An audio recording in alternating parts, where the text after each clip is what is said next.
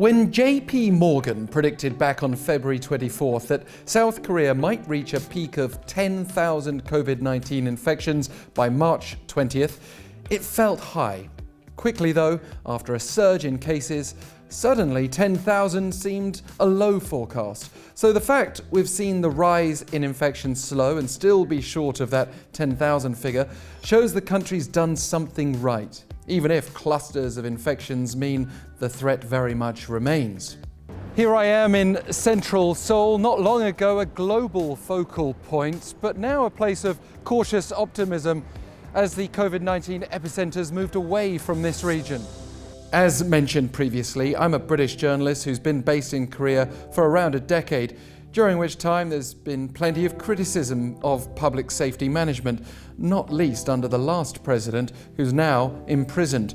So I'm not trying to say all's been rosy, and there are social tensions brewing ahead of next month's planned general election.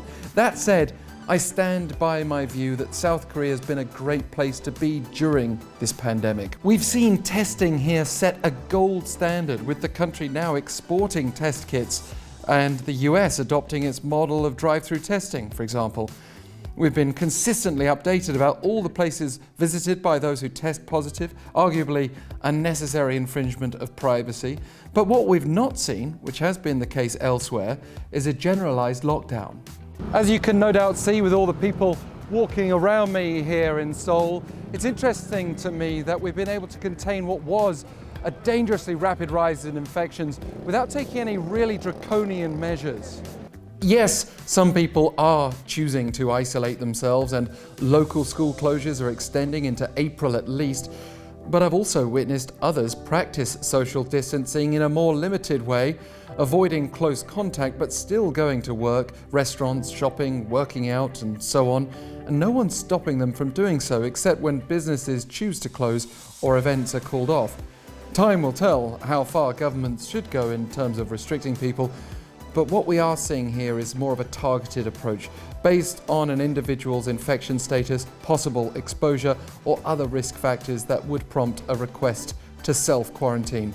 This approach does require cooperation, communication, and efficient mass testing, but when these are in place, then it seems to work. And another thing about life in Korea during this outbreak, there have been no toilet roll shortages. In fact, compared to other countries, supermarket shelves haven't looked much different at all, except for the sections where masks used to be kept. The country's introduced a system for people to access masks, though, based on the last digit of their birth year, which seems to be working well for the people I know. But I am still very concerned for the economy, particularly if this outbreak continues for months. The government is trying to keep the country open for business, refusing to impose a blanket travel ban, and also pushing ahead with an extra budget that may need to be topped up later. In a further sign of the times, the Bank of Korea has lowered the key rate to 0.75%, an all-time low here, while we're only just getting a sense of what it means to live under the shadow of the outbreak globally.